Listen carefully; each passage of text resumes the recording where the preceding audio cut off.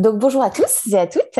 Bienvenue pour partager une heure ensemble sur ce troisième congrès du SPN sur la naturopathie. Je vous présente donc Jody Elhomme, directeur de Myrtea Oshadi, et Véronique Roda, qui est aromathérapeute et olfactothérapeute.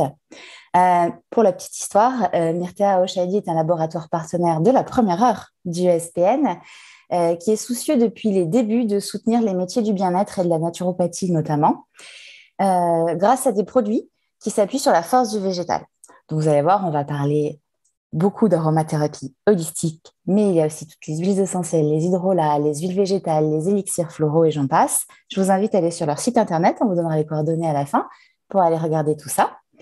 Donc aujourd'hui, Jody et Véronique vont nous parler d'aromathérapie holistique. Et pour celles et ceux qui ne le savent pas encore ou qui n'ont pas l'habitude, c'est un sujet qui est donc très cher à Myrtea Oshadi et toutes ses équipes. Ils nous ont déjà fait des interventions vidéo et écrit beaucoup d'articles sur ce sujet, notamment la méditation olfactive, notamment les hydrolats, que vous pourrez retrouver sur le site du SPN dans la rubrique blog, si vous voulez plus d'informations suite à cette conférence. Écoutez, je vous laisse maintenant la parole et je vous remercie à nouveau d'avoir accepté notre invitation. Merci, Jeanne-Marie. Donc, bonjour à tout le monde. On est heureux d'être avec vous et de partager notre amour de l'aromathérapie.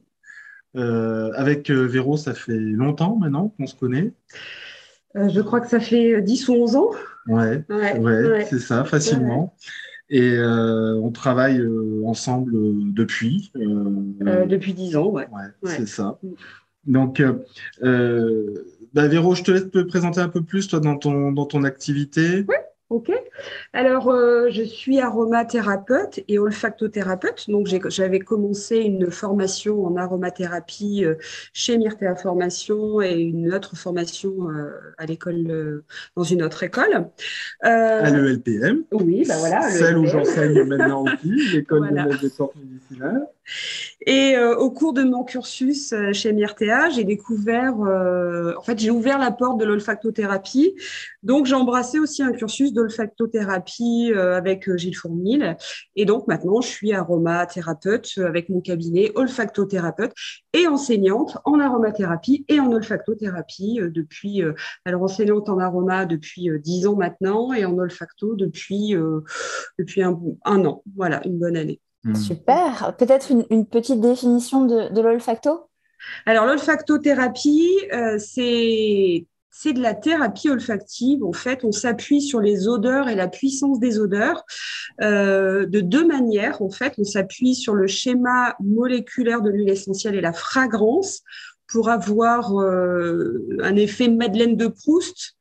Puisqu'il va y avoir un chemin limbique, on va sentir une odeur et on va avoir une résurgence émotionnelle, mais pas que. Il y a aussi un aspect informationnel et vibratoire de l'huile qui va avoir un cheminement plutôt corporel, en fait, et on va s'appuyer aussi sur le cheminement corporel. Donc, en gros, c'est une thérapie psychocorporelle. D'accord. Bon, je crois qu'il y en a un peu plus dans la présentation que vous nous ferez après, mais c'est juste pour mettre un peu les bases avant de lancer votre présentation. Et moi, rapidement, je suis tombé dans l'aromathérapie quand j'étais petit, parce que mon père avait fondé Myrtea Oshadi France en 95-96. J'ai eu la chance de rencontrer Daniel Pénoël quand j'étais petit. J'ai eu la chance de rencontrer Pierre Francôme, Lydia Bosson, Docteur Maltotzel, qui est un peu mon papa spirituel aussi, et qui est le fondateur d'Oshadi. Et je me suis donc formé tout au long, vraiment depuis tout petit jusqu'à maintenant, je continue.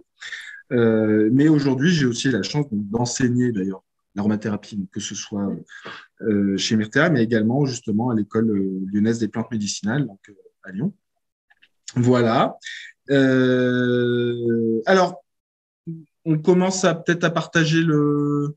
C'est parti, parlons d'aromathérapie holistique avec vous. Alors, c'est parti. Hop. Voilà. Donc, l'aromathérapie holistique. Alors, on va Voilà, donc le petit plan. Donc rapidement, on va expliquer un peu ce qu'on va aborder. Donc quelques petites définitions parce que je sais que nos amis qui adhérents du SPN et autres qui vont voir la conférence sont souvent déjà pas mal qualifiés, mais je trouve ça bien parce que Oui. même dans mon expérience, on a beaucoup de naturopathes, de personnes qui viennent, qui ont déjà pratiqué l'aroma, mais il y a des fois, on se rend compte quand même que les définitions sont pas toujours très bien intégrées, donc je trouve que c'est bien de reposer un peu ça. Bien sûr. Un tout petit peu d'histoire d'aromathérapie, mais alors À peine. vraiment, voilà, une petite touche. Alors, qu'est-ce que l'aromathérapie holistique? Hein, Vaste sujet. voilà, et avec le totem, quelques notions, hein, le totem, le ternaire aromatique, la dimension émotionnelle, la dimension spirituelle. On va pas utiliser de trop gros mots. Hein. En fait, c'est assez simple dans le fond, l'aromathérapie holistique. Je trouve que pour moi, c'est l'approche humaine par excellence du prendre soin. D'ailleurs, on parle de l'aromathérapie holistique, mais finalement, ça va à toute approche holistique. Hein. La naturopathie, en elle-même, quand elle est bien pratiquée, d'ailleurs, c'est les notions de base qu'on voit quand on apprend la naturopathie, c'est l'holisme, donc c'est de toute façon holistique en soi. Et nous, cette dimension de l'aromathérapie, justement, on l'intègre, pour nous, elle est très, justement, naturopathie friendly, quoi. Elle est prépondérante dans la manière de voir les choses. Effectivement, on ne peut pas envisager de réduire une huile essentielle et de la mettre sur un symptôme. Oui. En tout cas, pour nous, c'est inenvisageable. Oui, non, ça peut être bien des fois pour soulager et tout ça, mais c'est voilà, l'approche pour moi, par essence, c'est le cas de le dire, elle doit prendre l'humain dans son ensemble, aussi bien au niveau physique, émotionnel, mental, que même l'intégrer dans son environnement et faisant aussi partie de l'organisme humanité. Pour moi, l'humanité, c'est une espèce d'organisme à part entière. On va bien sûr parler donc la dimension émotionnelle, la dimension spirituelle, et alors le fait aussi parce que des fois c'est un gros mot et c'est utilisé à toutes les sauces. C'est un faire-valoir, et il y a certains cas où j'ai observé que on se prétendait avoir une approche holistique, mais ce qui faisait que on allait dénigrer l'aspect scientifique, alors que pas du tout. L'aspect scientifique est fondamental, et donc on verra justement dans pratiquer l'aromathérapie. La base de l'aromathérapie holistique, c'est de solides bases indispensables en approche, ce que l'on appelle l'école française, c'est-à-dire pharmacochimique. Pour moi, c'est les racines. Donc on verra ça. Et puis, donc, des petits exemples, mettre le consultant dans une dimension passé, présent, futur. Ça, c'est des petites notions qu'on enseigne, qui sont importantes pour aborder le consultant, l'écouter, distinguer les mots-clés. Et puis, alors, une partie qui est très chère à Véro, parce que Véro, faut savoir, c'est une addicte à l'aroma et au parfum en général. Ouais. J'adore. Je découvre une nouvelle huile essentielle que je ne connais pas.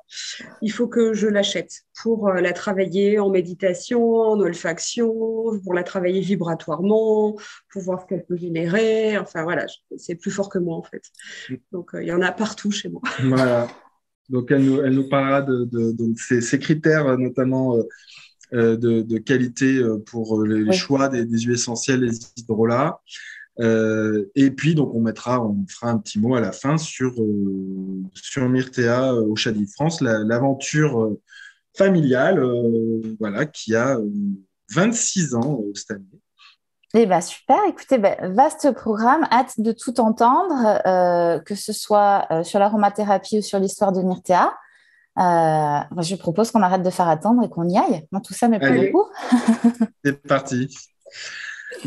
Donc, alors, l'aromathérapie, déjà, des fois, on entend parler aromathérapie, phytothérapie, comme si c'était deux approches différentes. Donc, déjà, non, l'aromathérapie, c'est une branche de la phytothérapie. Et Donc, si on prend comme ça l'arbre, il y aurait la phytothérapie. En dessous, il y aurait donc différentes approches en phytothérapie. Hein. Ça peut être La Gémeaux. la Gémeaux, les teintures mères, les alcoolatures, différentes formes d'extraits, en fait. Et puis, donc, il y a l'aromathérapie qui est là pour le coup. Et l'utilisation des huiles essentielles, certes, mais pas que. Dans la trousse de l'aromathérapeute, il y a les huiles essentielles, il y a les absolus. Alors, les absolus, ça, t'aimes bien les absolus. On en parlait tout à l'heure au repas. Ouais, j'aime beaucoup les absolus parce que ça sert beaucoup en parfumerie et ça sert beaucoup en thérapie olfactive. Effectivement, voilà, c'est une autre technique d'obtention que la distillation. Et tout à l'heure au repas, effectivement, on parlait de l'enfleurage parce qu'il y a des fleurs qui ne se distillent pas et donc on est obligé de les enfleurer et on se donner des recettes entre nous pour pouvoir se fabriquer un absolu. Voilà. Et il y a donc les hydrolats, évidemment. Donc les hydrolats qui pendant longtemps étaient considérés comme des sous-produits de la distillation. Ouais, c'est vrai. Mais alors aujourd'hui, moi, les hydrolats, c'est mes chouchous absolus. Je suis un fanat des hydrolats. C'est spectaculaire. D'ailleurs, on va changer de sujet de conférence. On va parler que d'hydrolat. Ah non, pardon, c'est déjà fait. J'allais proposer que nous fassions ensuite d'autres lives dans l'année, notamment sur les absolus, sur les hydrolats. C'est tout à fait possible si ça intéresse le public, qu'on puisse faire des branches comme ça. Ah ouais, le rendez-vous est pris, mais avec toi, Jeanne-Marie. Hein, avec plaisir, toujours. Hydrolat et vibrateur, c'est possible. Oui. Mais complètement. Les hydrolats, c'est vraiment... Bref, on va passer quand même. Prochain sujet sur les hydrolats et les absolus. Le rendez-vous est pris, qui font partie de la trousse de l'aromathérapeute avec les huiles essentielles. Et je vois huile végétale. Et oui, parce qu'en fait, les huiles végétales, il y a une immense familiarité entre huile essentielle et huile végétale, en fait. Les huiles essentielles, elles sont grosso modo hydrophobes. Elles n'aiment pas l'eau. Je dis grosso modo parce qu'en fait, c'est pareil. Il y a certains composés qui peuvent être hydrosolubles, mais elles sont complètement lipophiles, en fait. Elles adorent le gras. Et notre organisme également adore, entre guillemets, le gras. Donc, il va mettre les huiles essentielles dans les huiles végétales, qui sont d'ailleurs... On peut considérer que ce sont un peu des excipients, mais en fait, ce sont des excipients qui eux-mêmes sont actifs, qui eux-mêmes ont des bienfaits. Et le fait de mettre des huiles essentielles dans des huiles végétales, cela en plus augmente ce qu'on va qualifier de biodisponibilité des composés aromatiques. Donc, c'est vraiment indispensable. Les huiles végétales, et c'est complètement dans la trousse de l'aromathérapeute.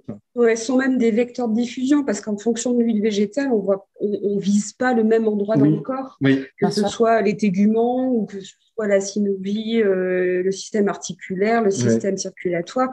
En fait, on choisit les huiles en fonction de ça aussi. Ça. Ou le systémique. Voilà, donc holistique. Alors, voilà, le fameux gros mot. Moi, je trouve que dans son sens premier, c'est merveilleux, en fait, l'approche holistique. C'est-à-dire, c'est quelque part... moi, j'aime... dans certaines traditions, on dit que la souffrance première, c'est celle de la séparation d'avec, d'abord, la maman, mais également avec le grand tout, quelque part. Et on dit que c'est un peu le traumatisme premier, le trauma premier de l'être humain. Et l'holistique, il nous remet dans une perspective de globalité, d'ensemble, d'indivision, en fait. De tout. Voilà, de tout. Et ça, pour moi, ça, je ne conçois plus fonctionner autrement. Donc, en résumé, donc ça vient, c'est une définition que j'ai pris, j'ai fait des recherches sur Internet, hein, donc c'est pas la mienne. Hein.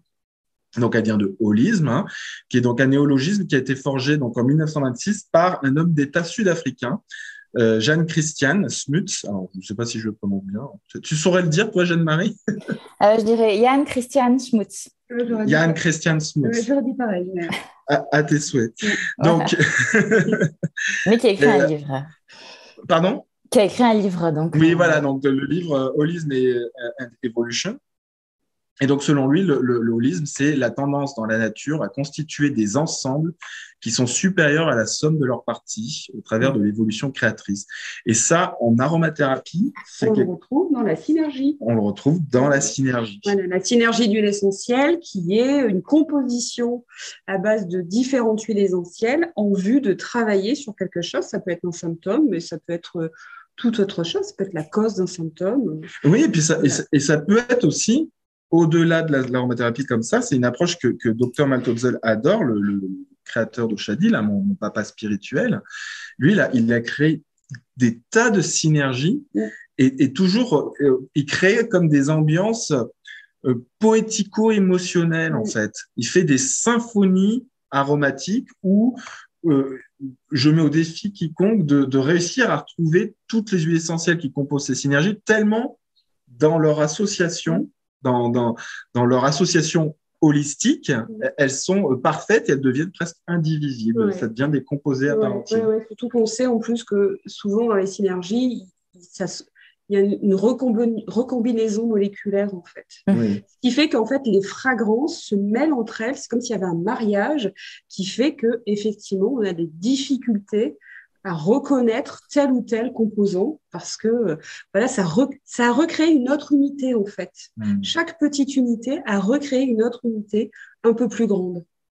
Il faut savoir que Véro, c'est aussi une grande fanade de la synergie et de la parfumerie. Oui. Et ce matin, je me suis penchée comme ça, on se faisait la bise et je fais « Waouh, comme tu sens bon !» Et en fait, je crée mes parfums à base d'huile essentielle. D'accord. Ouais. J'en profite donc, c'est très intéressant ce que vous dites, pour rappeler aux gens qui nous regardent qu'il faut, quand on fait ces synergies, quand on veut faire ces parfums, avoir affaire à un professionnel ou avoir soi-même suivi des cours. Puisque justement, quand vous parlez de synergie, tous les deux, quand vous dites que tout se mélange, il faut savoir ce qu'on fait. C'est pas n'importe quoi. Oui. Mais non, mais c'est la base. Hein. De toute façon, c'est d'ailleurs le propos qu'on va donner, c'est qu'il est indispensable d'avoir évidemment de très bonnes connaissances en aromathérapie ou alors après acheter des synergies déjà toutes faites, toutes préparées, comme celle du Dr Maltodzel, toute la gamme de synergies qu'on a chez Oshadi qui est déjà très complète. On a d'ailleurs beaucoup de thérapeutes qui travaillent, et on l'a découvert comme ça, avec nos synergies comme support émotionnel, etc. Et qui vont plus loin même que ce que nous, on voulait faire à la base. C'est incroyable. Et moi, je voulais dire, tout se mélange si on sait quoi et comment le mélanger. Évidemment. C'est important, ça. On n'est pas des apprentis sorciers, on n'est pas des apprentis chimistes, on fait ce qu'on sait faire et on apprend à le faire. Tout à fait. Et pareil, de manière générale, et moi, on va le dire tout de suite, mais je pense qu'on le dit dans toutes les approches du SPN, parce que le SPN, c'est un syndicat qui est très sérieux et très à cheval là-dessus. Il ne s'agit pas de faire de l'exercice illégal de la médecine ou de la pharmacie.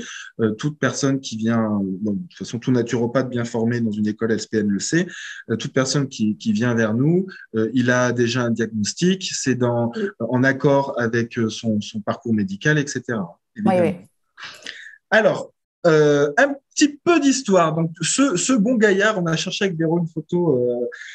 Alors, elle a dit, voilà, mais je me rappelle lui, gars de Fossé, je me rappelle lui comme étant quelqu'un de très Vata et tout ça. Donc, effectivement, là, on voit notre. Alors, Vata en Ayurveda, c'est la dimension R. Et alors, donc, un petit peu d'histoire de l'aromathérapie. Donc, on a des preuves de l'utilisation des huiles essentielles depuis l'Antiquité, notamment en Égypte. On a découvert dans des bandages de momies des traces d'huile essentielle de laurier noble. Et donc, ils savaient déjà à l'époque et c'est même, d'ailleurs, je dis c'est l'Antiquité, je crois, alors, je ne voudrais pas dire de bêtises, mais il me semble que c'était aux alentours de 2000 ans avant Jésus-Christ. Donc, c'est avant l'Antiquité grecque. Ouais. Et dans ces bandages, donc, on a retrouvé les traces d'utilisation de laurier noble, l'huile essentielle. Et donc, ils connaissaient déjà les propriétés antiputrides du laurier noble. Et donc, on le renouvelle. Par contre, très important, ne faites pas d'embaumement tout seul chez vous. Même sur le chat. Donc, je viens de le dire des fois, je pense qu'il faut tout dire. Et alors, on va faire un gros saut Hein, parce que ce qui nous intéresse, on va dire, c'est les approches un peu. Oui, c'est pas les pérégrinations d'évolution des huiles essentielles. Voilà. Donc, c'est au début du XXe siècle que notre fameux René-Maurice Gattefossé, qu'on voit en photo, qui était un Lyonnais, chimiste et parfumeur, oui. Qui, suite à un accident, il s'est gravement brûlé le bras dans son laboratoire et ça s'infectait, ça cicatrisait pas. Et il a eu l'inspiration d'utiliser de l'huile essentielle de lavande-vraie en application sur sa brûlure. Et toute sensation de douleur a disparu instantanément. Et au fil de l'utilisation, la cicatrisation était parfaite, toute infection a été résorbée. Donc voilà, et c'est comme ça qu'ensuite il a consacré sa vie à l'étude des propriétés des huiles essentielles. Et c'est à lui qu'on doit, donc le terme aromathérapie, il est très récent, hein, c'est dans les années 20 qu'il a écrit dans un essai, c'est à lui qu'on doit le terme aromathérapie. À l'origine, il voulait d'ailleurs l'appeler thymothérapie, mais il avait peur qu'il y ait une confusion avec le thym. Avec le thym. Donc, en France et à l'international, hein, beaucoup, hein, parce que l'histoire de l'aromathérapie, c'est une histoire qui est très française. Et c'est donc Gattefossé, Jean Valnet, Franck Aume sont les fondateurs de l'aromathérapie, ce qu'on qualifie aujourd'hui de l'aromathérapie à la française.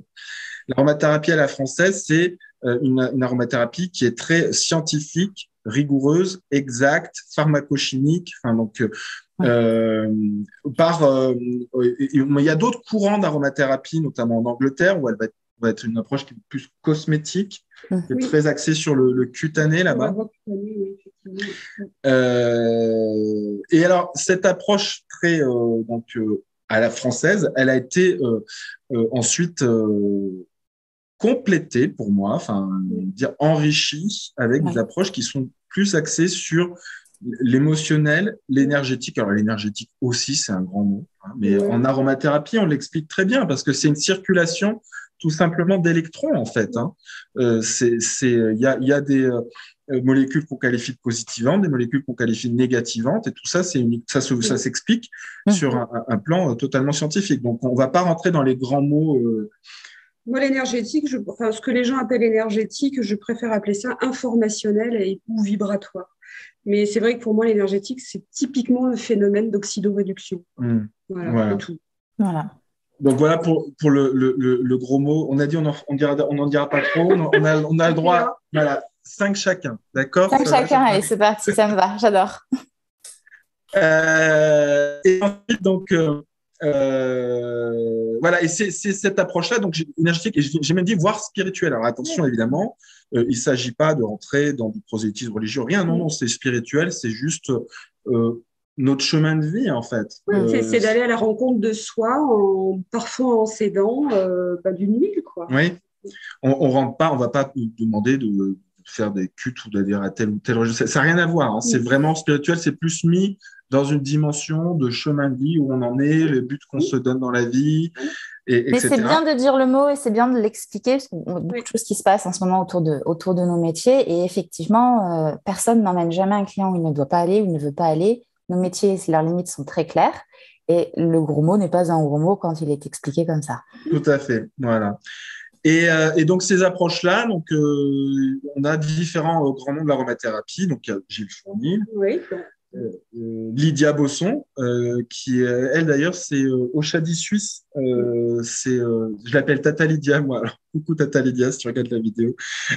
C'est moi je la connais depuis que je suis tout petit aussi.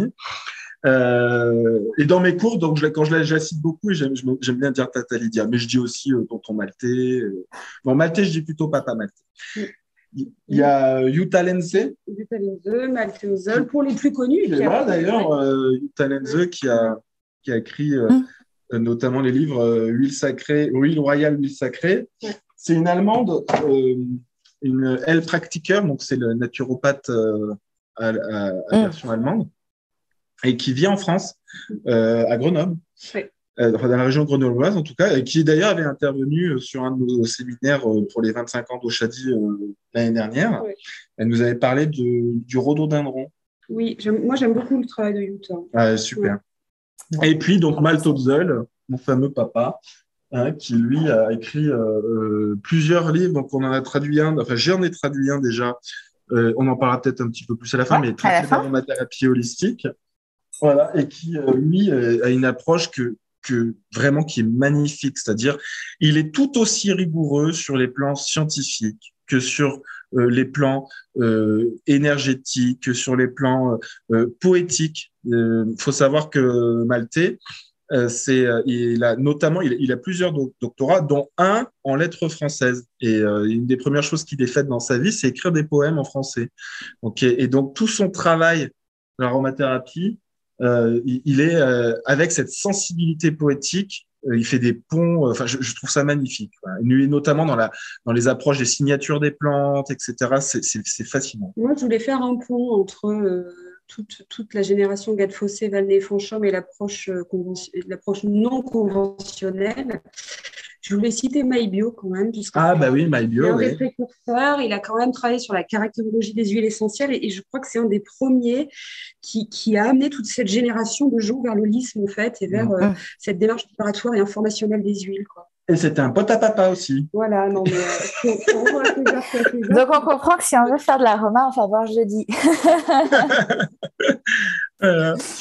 Et puis Pénoël, hein, parce qu'on met Franco, mais à chaque fois on oublie Pénoël. Le docteur Daniel Pénoël. Voilà, collègue. Qui était aussi un pote à papa.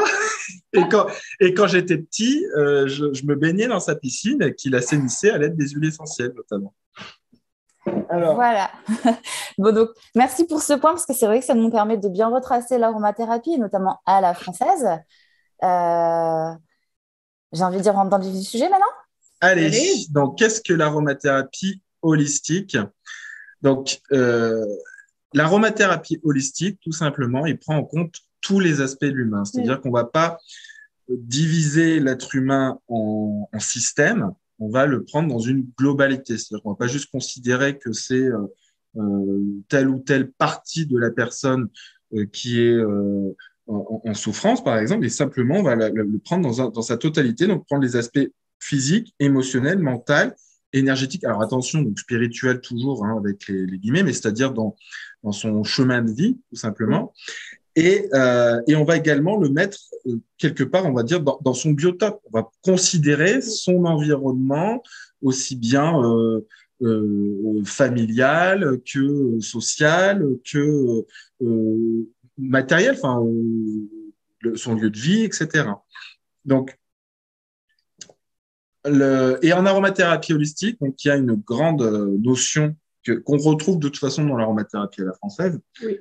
C'est le totem de la plante. Voilà. Et donc, on se porte uniquement sur des huiles essentielles qualifiées de totales, c'est-à-dire à qui on n'a retiré aucune molécule, on n'en a ajouté aucune. D'accord. Et moi, quand j'explique le totem, j'aime bien prendre un exemple tout simple. C'est par exemple, si dans une huile essentielle, on va avoir une molécule qui va avoir des propriétés antibactériennes et on va dire que cette molécule, on va lui donner un point d'efficacité pour ses propriétés antibactériennes. Dans cette même huile essentielle, on va avoir une autre molécule à qui on va également donner un point d'efficacité pour ses propriétés antibactériennes. Et dans le principe du totem, on va dire que dans ces cas-là, 1 plus 1 égale 3. Le tout est plus grand que la somme des parties. Et ça, c'est vraiment le principe de l'holistique. C'est-à-dire que seules les molécules, quelque part, entre guillemets, elles ne sont pas suffisantes, elles ne sont pas autosuffisantes. C'est vraiment dans la notion de la globalité qu'elles ont ces propriétés. En tout cas, une molécule a la possibilité de s'exprimer parce qu'elle est là, avec ses autres copines molécules, et pas ailleurs. C'est ça. Et c'est en ça que d'ailleurs, il y a certaines études qui ont été menées, qui mettent en avant la toxicité de certains composés et tout ça, mais parce qu'ils ont été isolés, et on a exposé des cellules in vitro à des très grandes quantités de ces molécules-là, mais du coup, on n'est plus du tout dans le paradigme de la molécule dans sa réalité, dans sa composition. Dans son environnement, en fait. Voilà. C'est une approche qui est... Enfin, voilà, pour nous, c'est fondamental. Déjà, la notion de totem.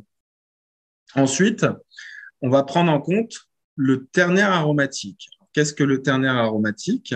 C'est simplement, on va considérer qu'une huile essentielle, elle a 3 dimensions. Donc, une dimension matérielles, matière, donc c'est des molécules identifiables, quantifiables, pour lesquelles on va faire des chromatographies en phase gazeuse. On est capable de dire dans telle huile essentielle, Véro, elle nous a sorti un patchouli, voilà, auquel elle se shoot depuis tout à l'heure. Et dans le patchouli, donc il y aura le patchoulol, il y aura des sesquiterpènes aussi, sesquiterpènes, sesquiterpénol. Il y aura, voilà. Et ça, une chromato est capable de nous le dire, de nous le sortir. En fait, c'est une réalité atomique, quoi. Elle est constituée d'atomes qui constituent des molécules, qui constituent une biochimie, une fragrance, un totem. Voilà. Une carte d'identité chimique une carte d'identité, mais matérielle. Matérielle.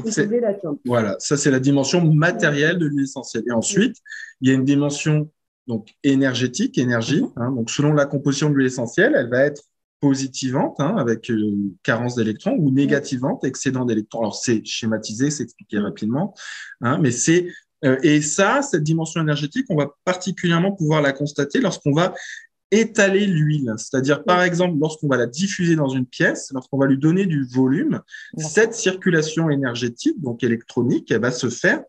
Plus on va étaler l'huile essentielle, plus on va obtenir cette dimension énergétique. C'est en ça que d'ailleurs que le massage bien-être, évidemment, aux huiles essentielles a également cette faculté d'agir énergétiquement sur la personne du fait de cette qu'on va étaler l'huile essentielle sur une grande surface. Je vais dire mon deuxième gros mot. Allez. C'est le potentiel bioélectrique des huiles. Voilà. Il y a une classification qu'on apprend quand on apprend l'aromathérapie, qui est la classification bioélectronique de Vincent. Et on va différencier les huiles essentielles en leur famille biochimique, etc. Donc, et puis une dimension informationnelle. Donc ça, c'est pour ça le terme aromatique, il y a 3 dimensions. Cette dimension informationnelle, c'est une dimension qui est par contre là, à ce niveau-là, qui est intimement liée à la personne qui est mise en contact avec l'huile essentielle. C'est-à-dire que cette personne-là, en fonction de là où elle se trouve dans sa vie, son histoire, elle va répondre émotionnellement au parfum de l'huile essentielle. Et ça, c'est ce qu'expliquait, on va le voir un peu plus en détail tout à l'heure, mais c'est ce qu'expliquait tout à l'heure Véro, qui est une des approches qui lui est une de ses approches préférées. Et dans cette dimension informationnelle, pour moi aussi, je veux dire, la personne va réagir émotionnellement à une fragrance, à un parfum, mais je reste intimement convaincue qu'il y a quand même toute la dimension de la plante. Voilà, et qu'il y a l'histoire de la plante, là où elle a vécu, là où elle a été élevée, comment elle a été ramassée, distillée. Moi, je reste persuadée de ça. Mais complètement, la plante, elle a sa propre histoire. Voilà, il y a cette rencontre, en fait, entre l'huile essentielle et le nez qui va respirer l'huile essentielle. Et donc, au-delà du nez, il y a une personne derrière le nez. Et c'est 2 entités qui se rencontrent. Et ça, je trouve que c'est hyper important dans l'holisme. Oui. Complètement. La qualité des plantes est nécessaire dans la bonne tenue d'une huile essentielle, où elle a poussé, le soleil, c'est connu. C'est fondamental. C'est fondamental. On va le voir plus tard dans les qualités des huiles essentielles. C'est aussi fondamental que si vous achetez une salade dans un Hardin Scooter ou si vous élevez votre salade, elle n'aura pas la même qualité nutritionnelle. Une huile essentielle, c'est pareil. Si elle n'est pas de bonne qualité vibratoire, le travail ne sera absolument pas le même. Alors, il y a donc la dimension, justement, émotionnelle. De par son essence, le sens olfactif, il est intimement lié à la dimension émotionnelle. Donc, on pourrait expliquer pourquoi, à travers la théorie du cerveau triunique, c'est le cerveau limbique qui est en charge de l'analyse du sens olfactif. Oui, alors on va déjà passer par le nerf olfactif et les récepteurs olfactifs. Donc, c'est un nerf monosynaptique qui ne perd pas d'information puisqu'il est monosynaptique et qui va directement au cerveau limbique, qui est notre cerveau émotionnel, en chantant le néocortex. C'est-à-dire qu'il n'y a pas de néocorticalisation de l'émotion, elle arrive directement. Et notre mémoire émotionnelle est une mémoire râteau, c'est-à-dire que même si c'est un souvenir qui a 20 ans ou 40 ans, il peut arriver comme ça, d'un coup. Ah oui.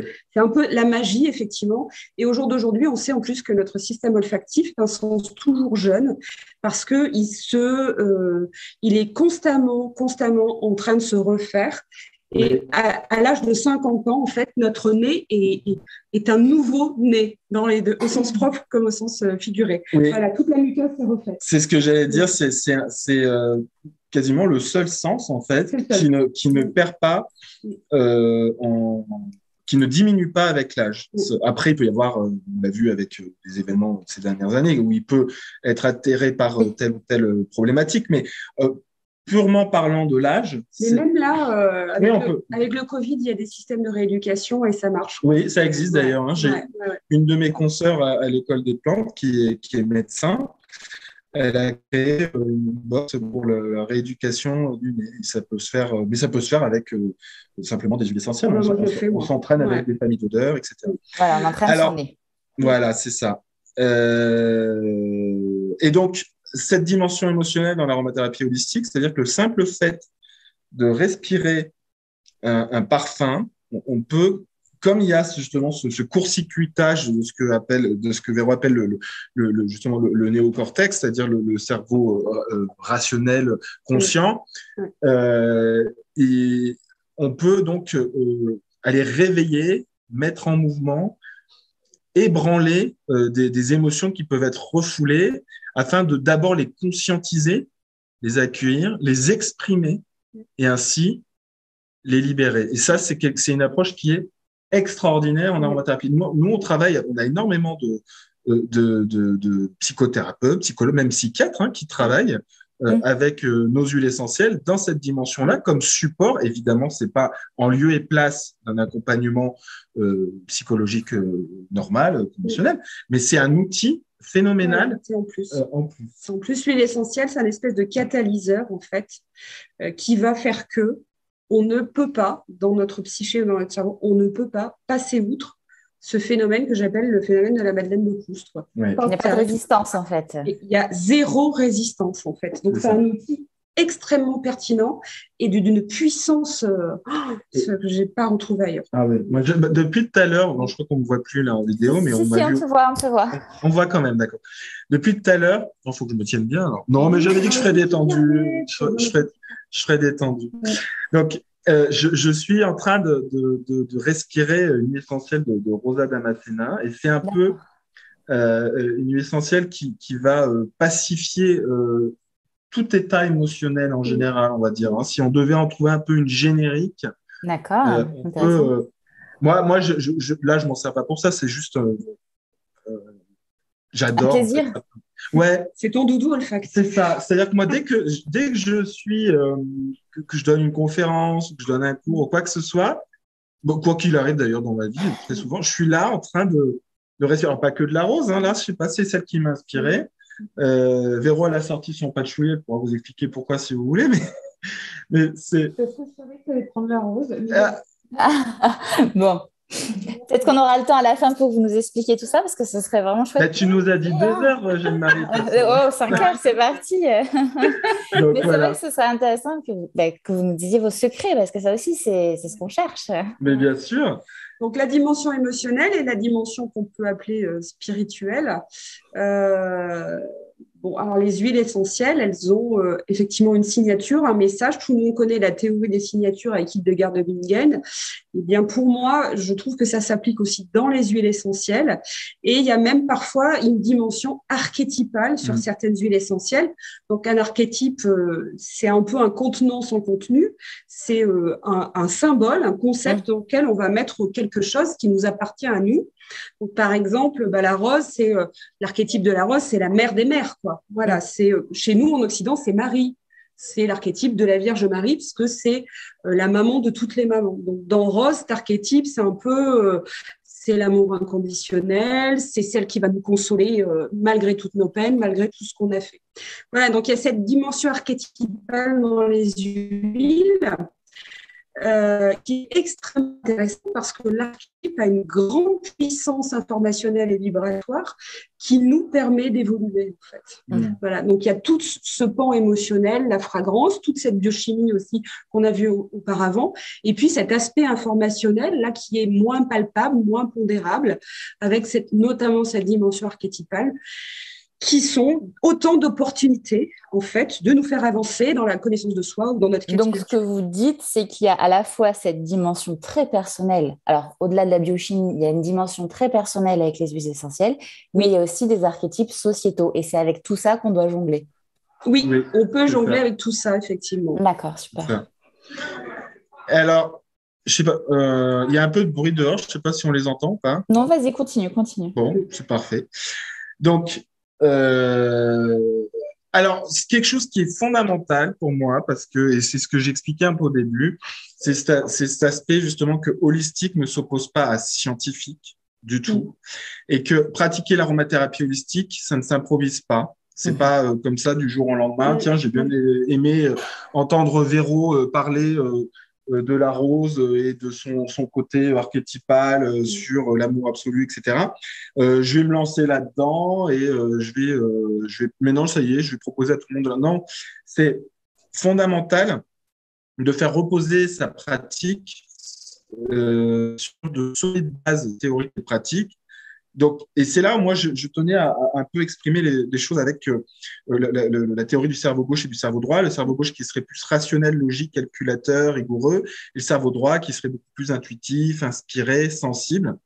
Et pour moi, toute une bonne base de connaissances, ça repose sur les deux. C'est-à-dire, Mhm. et moi, je commence toujours par construire d'abord, c'est ce que je conseille, hein, c'est-à-dire les racines. Pour moi, les racines, c'est l'aspect terre à terre, scientifique, rigoureux, c'est-à-dire qu'on est bien intégré l'aromathérapie à la française avant de se lancer et qui en plus pose les bases et les fondements des règles de sécurité, etc., avant de se lancer dans une approche plus sensible et tout ça. Parce que pour moi, l'intuition, elle va puiser dans sa connaissance aussi. C'est-à-dire que quand on Bien va sûr. avoir un consultant devant soi et qu'on va avoir l'intuition de dire bah, tiens, telle huile ou tel hydrolat serait bien indiqué pour cette personne, ça va se baser sur nos connaissances. C'est pas comme ça, ah, j'ai canalisé l'huile essentielle de la rose. Non, c'est pas sérieux, ça pas, enfin, pour moi, ça n'a pas de placement. Non, Voilà. c'est pas. Non, non, on est d'accord.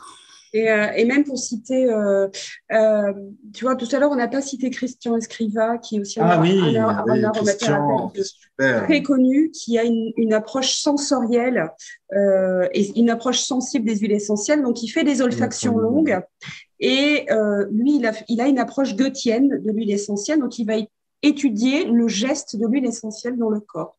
Donc, en étudiant ce geste, il va en déduire les propriétés de l'huile essentielle. Il n'empêche que il va regarder la biochimie derrière pour voir si ça corrobore. Et ça corrobore. Voilà, donc intuition et les bases, c'est pas incompatible. Voilà, donc il y a quand Mais même. il faut les deux. Parce qu'il a voilà, il s'appuie quand même sur ses bases, malgré son approche sensible. Mais il est très, très rigoureux, Christian. C'est un dominicain, quoi. C'est un moine dominicain. Ouais. C'est impressionnant. Moi, je l'ai vu bosser. Il est d'une rigueur. Et après, en plus, ce qui est beau là-dedans, c'est quand on va loin là-dedans. Moi, j'ai deux maîtres, entre guillemets, dans ce domaine-là, sur Maltais, donc le docteur Matozzel, et également Gilles Corjon à l'École des Plantes, qui est un herboriste pharmacien à la base, qui est très, très, et excellent aromathérapeute. Et ils vont très loin, c'est-à-dire qu'ils vont mettre en relation la biochimie, les signatures, la poétique. Et en fait, tout ça ne s'oppose pas. C'est-à-dire qu'il y a plein de gens qui trouvent que la biochimie, c'est vulgaire, mais pas du tout. Il y a toute une poésie dans la biochimie. Moi, j'adore justement voir faire le lien entre pourquoi, tiens, c'est vrai que c'est beaucoup les huiles essentielles, assez squiterpènes. Donc, je ne sais pas combien de gros mots j'en suis, mais voilà. Vas-y, mais on fera un glossaire à la fin. C'est ça. Donc, c'est beaucoup les huiles essentielles assez squiterpènes qui ont cette tendance à venir nous équilibrer, nous enraciner, et qui sont parfaites pour la méditation. Les huiles essentielles de bois, de résine. Ça s'explique scientifiquement en plus, parce qu'on sait que les sesquiterpènes, ils ont un passage particulier sur la barrière hémato-encéphalique. Donc, voilà, ils ont une affinité avec le cerveau. Et on sait aussi que certains sesquiterpènes ont la même capacité que le CBD d'aller sur les récepteurs cannabinoïdes. Donc, scientifiquement, tu peux l'expliquer. Donc, l'holisme, en fait, c'est pas en inadéquation ni en antagonisme avec la scientifique, quoi. Et vous voyez, on est capable d'avoir toute cette dimension très inspirant, tout ça, mais il faut ces bases. Les pieds sur terre. Ouais, extrêmement important. Ouais, super. Alors, on avance. Oui, donc pratiquer l'aromathérapie holistique, on l'a dit, donc il est fondamental d'avoir une bonne formation dans le domaine, donc dans une école SPN, par exemple. Au hasard. Voilà. Euh, et, euh, et donc, et c'est là où j'expliquais justement que pour moi, c'est les racines.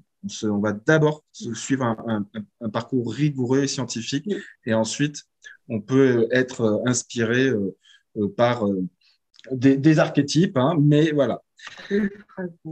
Alors, moi, juste rapidement, cette notion de mettre le consultant dans une perspective passé, présent, futur. Je ne sais pas si c'est la règle chez tous nos partenaires SPN, mais c'est une approche que j'aime beaucoup, moi, c'est-à-dire présent. Qu'est-ce qui amène le consultant à venir consulter déjà? Passé, qu'est-ce qui a amené le consultant à en arriver là où il en est? Et de là, on en découle futur, donc tenons compte du passé, qu'est-ce qui peut être mis en place, quels conseils on peut apporter pour que cela ne se reproduise pas. Donc ça, c'est la démarche de base. Je trouve ça que c'est important de l'appliquer finalement dans toute approche et pas que en aromathérapie holistique d'ailleurs. Et donc une fois qu'on est bien formé en aromathérapie, on travaille avec alors ça on verra après pour la qualité des huiles essentielles, mais ça c'est fondamental, c'est toutes les huiles essentielles ne se valent pas. Mais une fois qu'on a donc bien travaillé son aromathérapie, une fois qu'on a bien choisi la gamme avec laquelle on souhaite travailler, il y a une dimension qui est très importante aussi, c'est la base, c'est savoir écouter le consultant. Et ça, c'est pour moi, c'est même plus de 50% du boulot finalement, quelque part. Il faut savoir écouter ce qu'il dit, mais surtout ce qu'il dit pas. Oui. Aussi. Et donc, on le fait parler et ensuite, moi, dans ma manière de faire, en fait, j'écoute comme ça et j'ai des mots-clés qui viennent. C'est-à-dire, je vois même des mots-clés, d'ailleurs, qui ne sont pas forcément exprimés, d'ailleurs. Hein. Des fois, ça peut se voir justement dans le non-verbal. Et dans ces mots-clés, tu vois, je vais repérer, par exemple, tristesse, colère, abattement, saturation, problème de confiance, etc. Et là, je vais mettre en lien en fonction de la personne que j'ai devant moi, hein, parce que d'ailleurs, tout dépend parce que aussi de l'âge de la personne, etc. Mais je vais mettre en lien les huiles essentielles ou les hydrolats ensuite que je vais lui conseiller pour un accompagnement. Et un exemple pratique, une personne colérique qui, dans un moment dans sa vie où elle n'a pas de repère, perd un peu de contrôle et qui mais colérique mais refoulée, c'est-à-dire qu'elle va pas forcément être encline à l'expression. C'est quelqu'un qui va un peu se ronger de l'intérieur comme ça. Et ben, une petite cure d'hydrolat complémentaire donc pour accompagner dans une perspective globale. Avec là, à ce moment-là, il y aurait 200 ml de rose de Damas pour calmer l'excès de feu. Donc en Ayurveda, c'est Pitta, la colère, la rancœur. 200 ml d'angélique racine, donc ça va rééquilibrer la personne moralement, nerveusement, ça va lui donner confiance et sérénité. Hein. Il y a notamment les racines qui vont travailler sur le sentiment de sécurité, d'ancrage, et c'est à partir de ce sentiment-là qu'on peut avancer. S'il n'y a pas cette base-là, la personne, elle part dans tous les sens et elle peut pas écouter et elle peut pas avancer. Et ensuite, 100 millilitres. Donc ça, j'ai choisi volontairement d'ailleurs de le mettre en moins grande quantité parce que c'est un hydrolat qui va venir travailler notamment sur le foie mais aussi bien sur le foie au niveau symbolique, c'est-à-dire l'organe qui va emmagasiner les émotions refoulées, et particulièrement la colère. Donc là, pour aider tout en douceur à évacuer donc les ressentiments non exprimés. Et comment on fait ça? Donc, une cuillère à soupe de la synergie des hydrolats en question dans 1,5 litre d'eau. Alors, bon, selon les personnes, moi je m'adapte. C'est très important d'ailleurs de s'adapter à la personne. Parce qu'il y en a pour qui boire 1,5 litre, c'est le conseil qu'on donne, qui est générique. D'ailleurs, je ne sais pas pourquoi on part du principe que c'est le truc qui va à tout le monde d'ailleurs, parce que il y a entre un grand gaillard comme moi et une personne qui ferait 1,50 m, il n'y a pas forcément les mêmes besoins hydriques. Hein. Et d'ailleurs, il y a des personnes qui retiennent plus ou moins l'eau. Donc la base, c'est 1,5 litre, mais il y a des gens chez qui ils ont la fameuse bouteille que tout le monde a là, ces derniers temps, là, de 750 millilitres. Si c'est ça que la personne est capable de boire dans la journée, pour elle, c'est facile et c'est plus facile à emporter, c'est parfait. Hein. Donc, on prévoit, on fait notre mélange dans un flacon d'hydrolat de 500 millilitres et ensuite, on va verser donc la fameuse cuillère à soupe du mélange dans 1 litre, enfin de 750 à 1,5 litre d'eau. On donne un mouvement de vortex à notre eau pour l'imprégner donc de l'huile essentielle et la dynamiser. Et on boit ça tout au long de la journée. Et en fait, tout simplement, moi, ça, c'est mon conseil perso et tout le monde n'a pas forcément la même approche. Mais moi, je dis, vous allez jusqu'à la fin de votre flacon de 500 millilitres.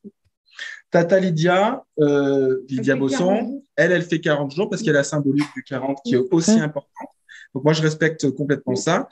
Moi, dans mon approche, je me suis rendu compte que c'était plus simple pour les gens de partir vers, voilà, vous avez votre flacon de 500 millilitres, vous allez jusqu'à la fin du flacon. Grosso modo, ça va faire entre 30 et 40 jours.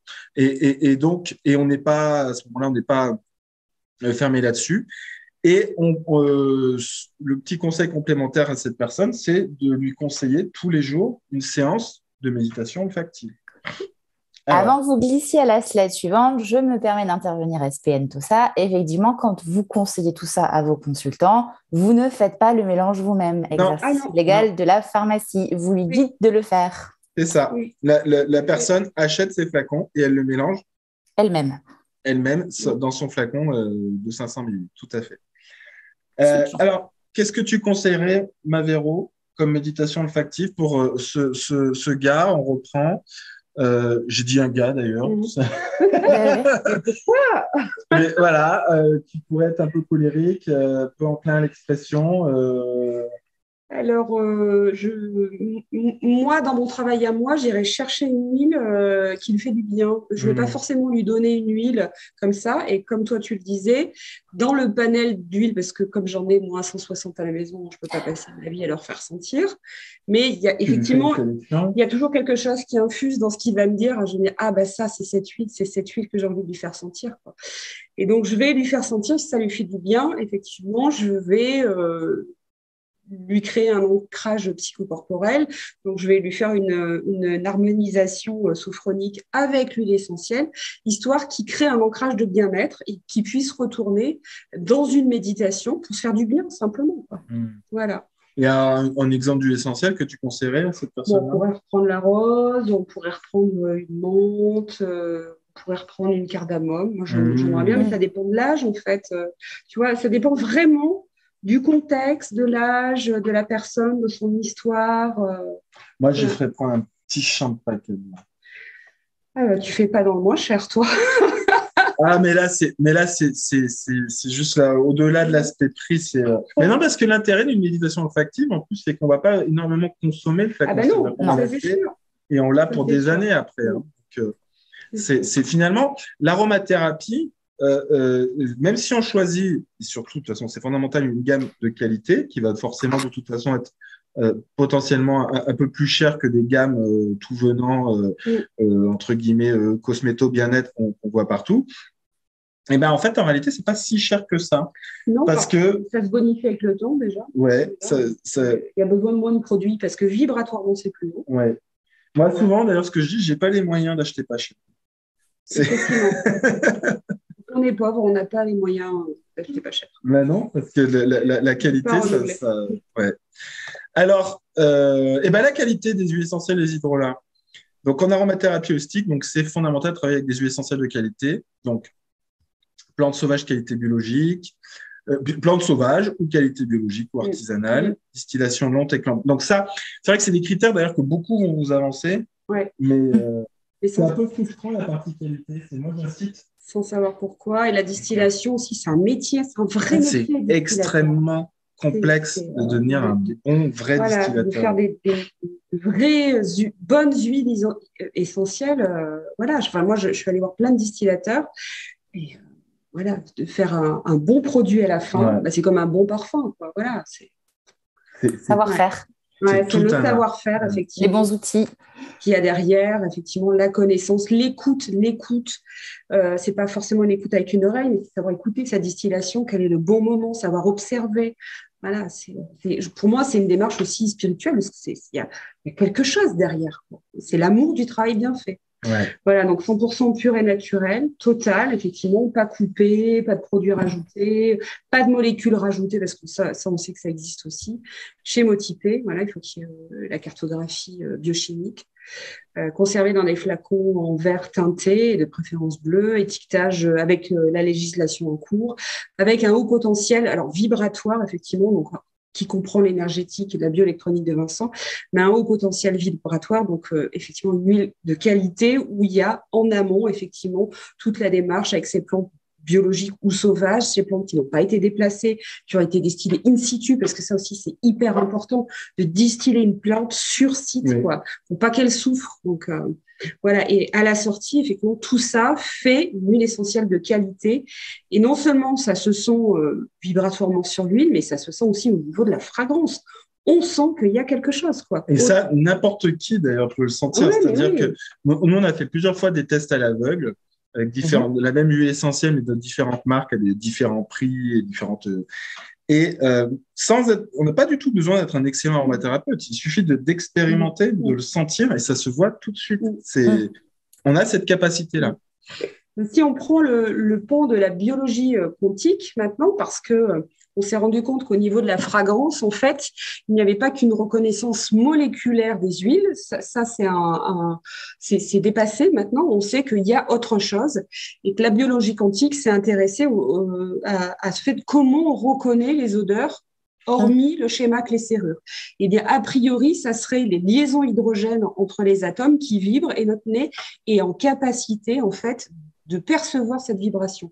Donc, meilleure est la vibration, meilleur sera le travail, quoi, meilleure sera l'écoute. Donc, acheter des huiles essentielles de qualité, c'est s'assurer que le travail qu'on va demander à notre consultant ou qu'on fait pour soi, déjà, cette partie-là, elle est faite, elle est bonne, on n'a pas à s'en inquiéter. C'est ça. Et donc, les hydrolats, c'est pareil. Donc, qualité, donc évidemment, sauvage, biologique. De la plante et de l'eau. Et l'eau, c'est absolument fondamental. C'est-à-dire vraiment, c'est normalement un bon distillateur. Il le fait à l'eau de source, voilà. Avec une eau cohérente. Il a une source à proximité. C'est pas l'eau de la ville, c'est pas. Et c'est des hydrolats. Alors là, ça, c'est fondamental parce que dans le commerce, on a énormément qui sont avec conservateurs. Donc ça, moi, je ne suis pas là du tout pour critiquer mes confrères, mes consoeurs, pas du tout. Moi, d'ailleurs, je travaille en une excellente synergie avec tous mes confrères et consoeurs, avec qui souvent, d'ailleurs, je suis ami. Par contre, là, juste sur cet aspect-là, les hydrolats, en hydrolat, donc dans une approche aromathérapie, hydrolathérapie, les hydrolats doivent être sans conservateur. Les hydrolats avec conservateur, c'est OK pour la cosmétique et tout ça, mais c'est pas le domaine dont on parle aujourd'hui. C'est juste ce que je veux mettre en avant, en fait. Ce que je voulais mettre en avant aussi sur les conservateurs, c'est qu'on ne sait jamais s'ils sont d'origine naturelle ou synthétisés chimiquement.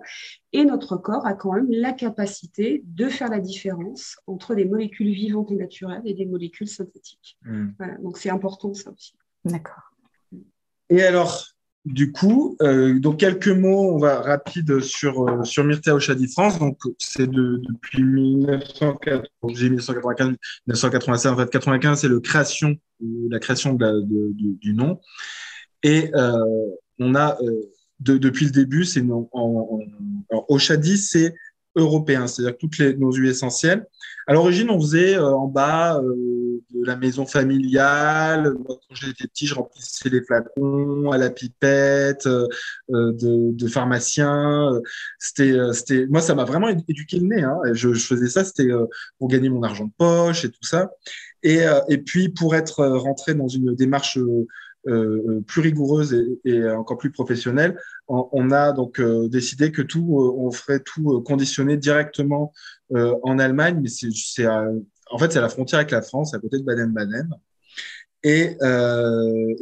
Donc la gamme Oshadi, c'est vraiment une synergie. Moi, j'aime beaucoup d'ailleurs. Hein, c'est holistique aussi finalement dans notre fonctionnement. C'est-à-dire, c'est européen. Il y a beaucoup de synergies d'ailleurs chez Oshadi qui ont été conçues par Tonton Filou. C'était mon oncle qui travaillait chez Myrtea avant.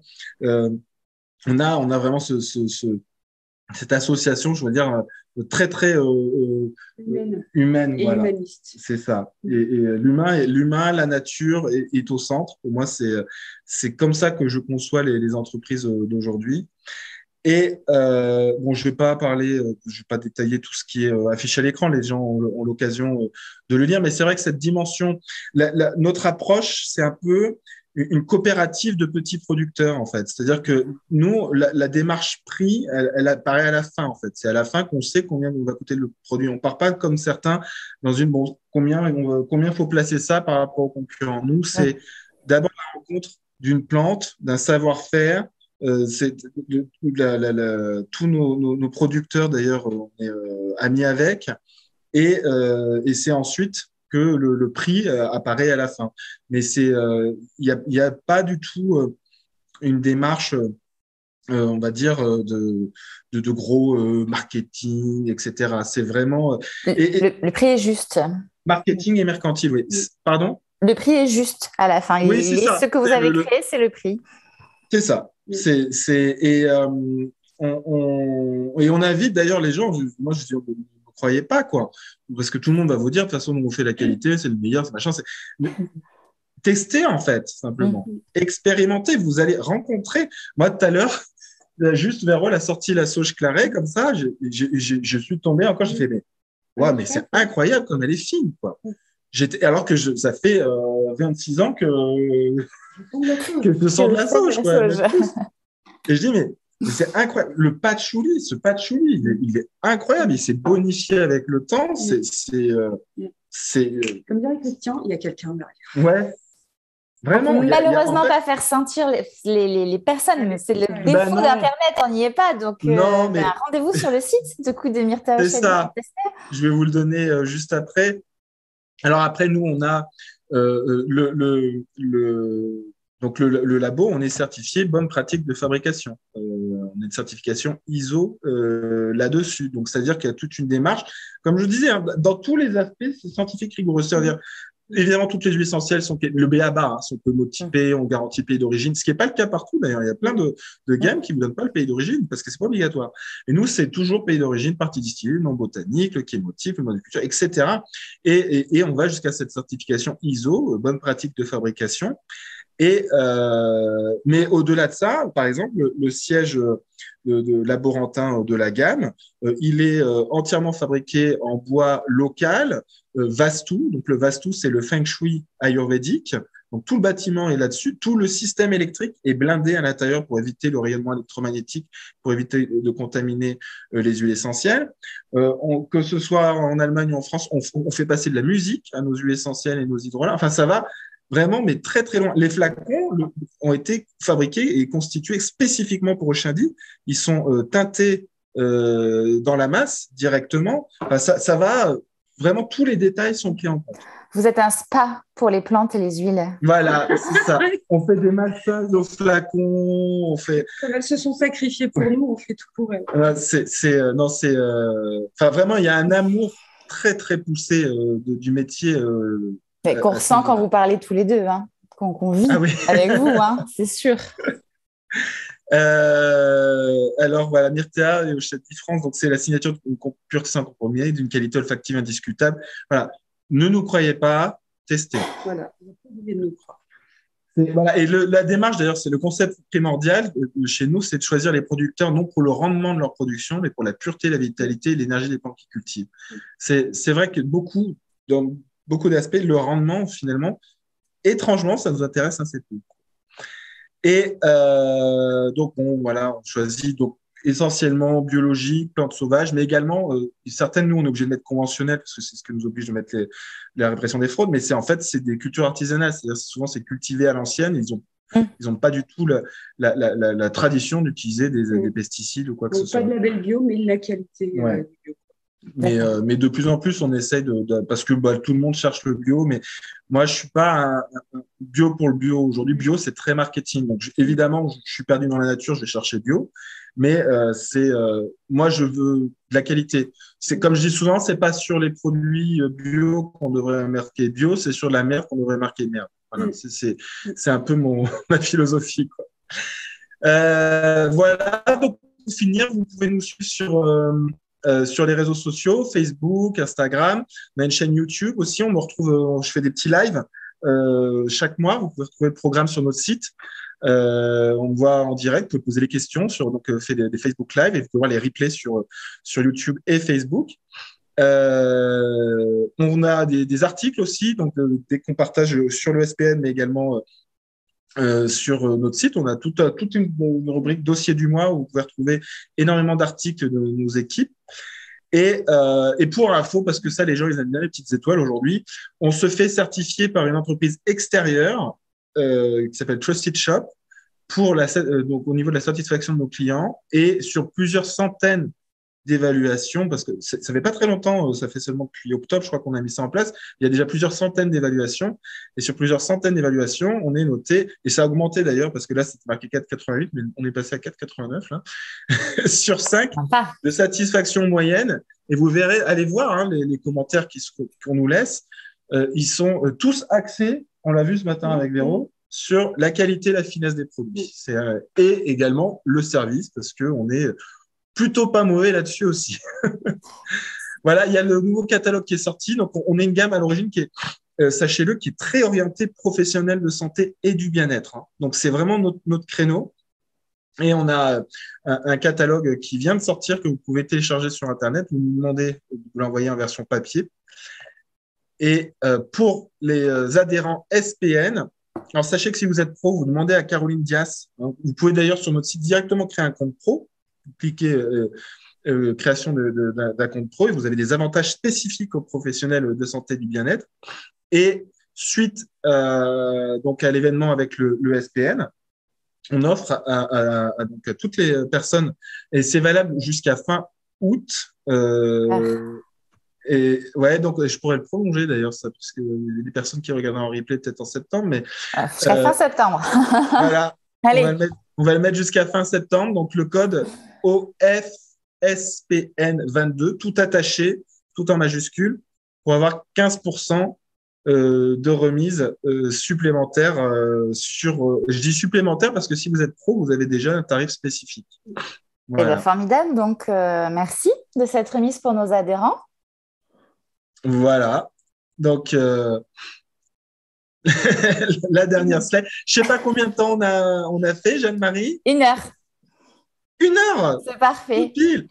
J'aimerais d'ailleurs en profiter, si tu es d'accord, pour poser une seule question. Comme ça, on reste dans le timing. Donc, on a tout compris, une base scientifique rigoureuse et importante, mais pour développer une approche humaine du prendre soin de soi et des autres. Pas que les symptômes. Ce n'est pas l'enjeu ni l'objectif. N'embaumez pas votre chat. Ça m'a marqué. Ne faites pas vous-même votre embonnement maison. Au laurier neuf, on l'a entendu, mais non, voilà. On l'a pas dit. Travaillez votre nez grâce à des huiles essentielles de qualité. Formez-vous.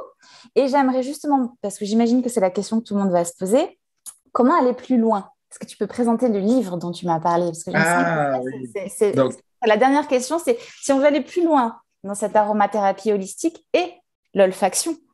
Alors, il y a un livre, donc le traité d'aromathérapie holistique que vous retrouvez sur notre site, hein, myrtea-oshadi.com, myrtea-oshadhi.com. Donc, le livre du docteur Maltodzel, qui est sorti en tout début d'année 2022. Il est vraiment accessible à tout le monde, que vous soyez déjà un professionnel du bien-être, naturopathe, aromathérapeute, réflexologue, etc., déjà expérimenté, ou même si simplement vous découvrez l'aromathérapie et tout ça. C'est un livre, il est extrêmement bien écrit, super bien traduit. Non, mais tu vois les fleurs là qui... Non, mais ça a été galère parce qu'il fallait retranscrire la poésie de Maltais. Maltais, en fait, il parle français, hein, mais c'est qu'il écrit en anglais parce qu'il a une dimension internationale. Et donc, j'ai dû traduire de l'anglais. Il parle français parce qu'il vit en Provence, hein, la plupart du temps. De la poésie d'anglais vers le français, c'était vraiment quelque chose. Mais c'est là, vous avez plein de petits articles très pratico-pratiques aussi bien sur des familles botaniques et toute la symbolique qu'elles emmènent que des actions très concrètes comme sur les allergies saisonnières, sur des petits zooms sur des plantes en particulier comme le kévra par exemple, le Pandanus autumnal. Il y a un article qui était partagé sur le SPN, j'invite les gens aller le consulter sur le site du SPN sur le kévra, c'est un extrait de ce livre-là et vous pourrez découvrir. Et puis, voilà, qu'est-ce que sont les huiles essentielles dans la plante? Et là, par exemple, je tombe sur une page au hasard, une batterie solaire pour le vivant. Donc, les huiles essentielles, c'est comme une réserve d'énergie solaire pour le végétal et aussi et ensuite pour l'humain quand il l'emploie. Donc, c'est magnifique, il est très bien illustré et je le recommande à tout le monde. Il a un grand succès, ce bouquin. Et j'ai eu un plaisir immense à le traduire. Sinon, s'ils veulent encore aller plus loin, ils peuvent venir nous voir. Mais ils peuvent aussi venir chez Myrtea, en Auvergne, pour les personnes aussi qui ont envie d'aller plus loin. Le plus beau pays du monde. Voilà. Ah non. Jeanne-Marie, elle m'a parlé de son pays, il est pas mal aussi. Hein. En Corse. En Corse. Ok, rien. Donc, ex aequo, l'Auvergne, la Corse. Ouais. Alors, je vous laisse le monde, je prends l'univers. Voilà. Non, mais écoutez, merci beaucoup pour ces échanges. Donc, effectivement, pour en savoir plus sur l'aromathérapie holistique, donc regardez cette vidéo ou achetez le livre. Et si vous n'êtes pas convaincu, lisez l'article et ensuite achetez le livre sur Myrtea Voilà. et testez les produits pour former votre nez et accompagner vos consultants dans toute la méditation olfactive ou en tout cas toute la partie olfaction d'une huile essentielle qui est capitale. Voilà. Merci beaucoup, Jeanne-Marie. Merci à vous. Tu as été une hôtesse fabuleuse. Donc, d'autres vidéos avec toi, avec plaisir. Oui. Et bien, c'est parti. On va se programmer tout ça. Plus à suivre. Voilà. Et merci à tout le monde, à toutes les personnes qui nous ont suivis, qui nous ont écoutés. Merci à toi. Merci Véro d'avoir été avec ma Véro chérie, d'avoir été là avec moi sur cette vidéo. Et voilà. Puis bon, donc, n'hésitez pas à nous suivre, les personnes qui ont envie d'en savoir plus sur moi, sur Véro, sur nos réseaux sociaux. Avec plaisir. Et on va dire À bientôt. À bientôt. À bientôt. À tous nos adhérents du SPN. Merci. Au revoir. Au revoir.